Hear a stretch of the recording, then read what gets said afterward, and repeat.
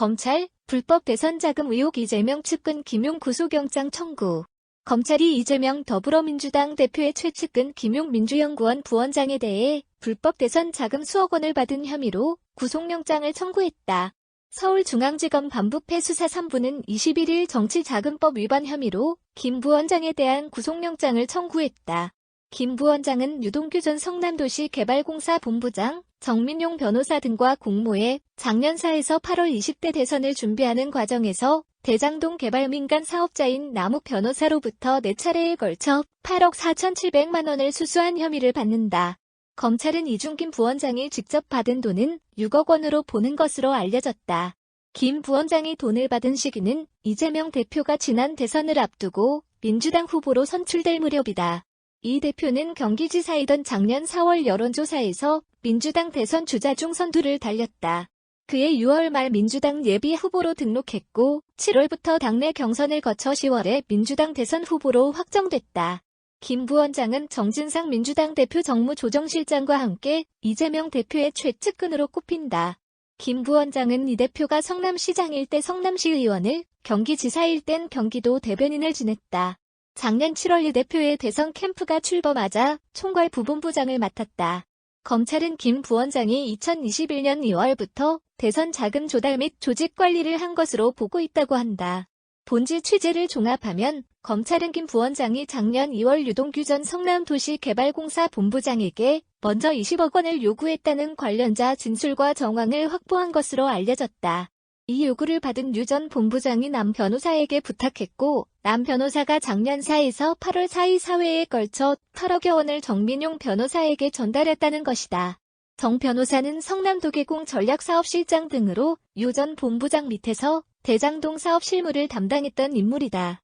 검찰은 정민용 변호사가 당시 함께 비료 사업을 하고 있던 유 전 본부장에게 돈을 건네면 유 전 본부장이 김 부원장에게 최종적으로 전달한 것으로 보고 있다. 마침표 돈을 주고받은 장소는 남 변호사와 유 전 본부장의 회사 사무실 등지였던 것으로 알려졌다.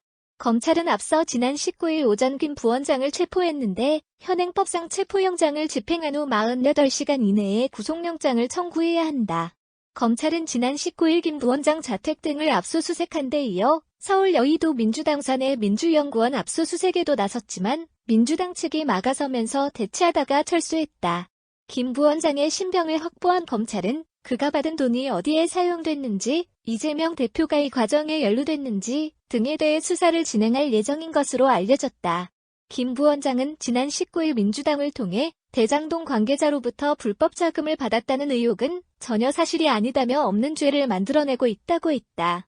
이재명 대표도 지난 20일 김 부원장이 검찰에 체포된 것과 관련해 불법 자금은 1원도 본 일도 쓴 일이 없다면서 김 부원장은 오랫동안 믿고 함께했던 사람인데 저는 여전히 그의 결백함을 믿는다고 말했다. 남욱 측 돈 준 내역 스스로 검찰에 넘겨. 대장동 일당 임 열기 시작. 검찰이 이재명 더불어민주당 대표의 최측근 김용 민주연구원 부원장을 불법 대선 자금 수수 혐의로 체포한 것에 대해 민주당은 정치보복, 야당 탄압이라며 반발하고 있다. 하지만 서울중앙지검 수사팀은 혐의를 뒷받침하는 복수의 증언과 물증을 확보한 것으로 전해졌다. 법원이 김 부원장의 체포영장, 민주당 사내 민주연구원에 대한 압수수색영장을 발부한 것도 그 때문이란 것이다. 본지 취재를 종합하면 윤석열 정부 출범 이후 새로 구성된 대장동 수사팀은 지난 7월 사실상 재수사에 나섰다. 유동규 전 성남도계공 본부장, 남욱 변호사, 화천대유 대주주 김만배 씨 등이 배임 등의 혐의로 이미 기소된 상황에서 2010년 대장동 사업 초기부터 관여했던 관계자들을 상대로 참고인 조사를 벌였다고 한다. 남욱 씨와 사업상 친분이 깊은 이모 씨 등을 조사하면서 남 씨가 작년 4에서 8월 유동규 씨에게 수차례에 걸쳐 현금 8억 원을 줬다는 진술을 확보했다는 것이다. 남 씨가 당시 유동규 씨와 동업을 하고 있던 정민용 변호사에게 돈을 건네면 유 씨를 거쳐 김용 부원장에게 전달됐다는 내용이었다. 이 씨는 남욱 씨가 만든 현금 중 일부를 정민용 변호사에게 가져다주는 중간 전달책 역할을 했다고 한다.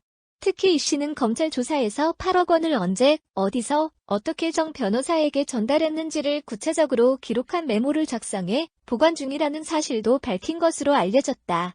복수의 법조인에 따르면 지난주 검찰은 서울 모차에 있는 사무실로 이 씨와 수사관을 보내 해당 메모를 확보한 것으로 전해졌다. 메모에는 그동안 대장동 관계자들이 진술한 것과 대부분 일치하는 내용이 들어있었다고 한다. 앞서 남욱, 유동규 씨 역시 이 씨 메모 내용과 같은 취지의 진술을 한 것으로 전해졌다. 김용 부원장이 대선 자금이 필요하다면서 20억 원을 유동규 씨에게 요구했다는 취지의 진술도 이 과정에서 나온 것으로 알려졌다. 검찰은 법원에 김 부원장 체포 영장 등을 청구하면서 이 메모도 물증으로 함께 제출한 것으로 전해졌다. 검찰은 2021년 8억 원뿐 아니라 2014년부터 대장동 일당이 김 부원장 등에게 정치자금을 제공했다는 의혹에 대해서도 수사 중인 것으로 전해졌다.